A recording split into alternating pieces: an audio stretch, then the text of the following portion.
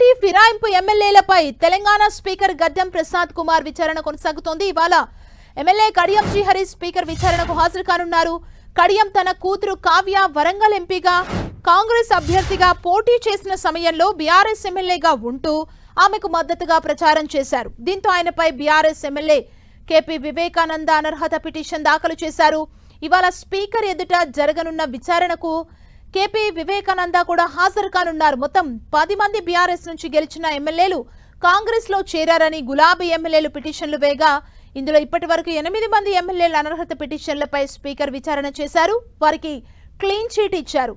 ఈ ఎమ్మెల్యేలు బీఆర్ఎస్ లోనే ఉన్నారని, పార్టీ మారినట్లు బలమైన ఆధారాలు ఏమీ లేనందున వారిపై వేసిన అనర్హత పిటిషన్లు కొట్టివేస్తున్నట్లు స్పీకర్ తీర్పును వెల్లడించారు. వీరిలో గూడెం మహిపాల్ రెడ్డి, పోచారం శ్రీనివాస్ రెడ్డి, బండ్ల కృష్ణమోహన్ రెడ్డి, ప్రకాష్ గౌడ్, తెల్లం వెంకట్రావు, కాలే యాదయ్య, సంజయ్, అరికెపూడి గాంధీ ఉన్నారు.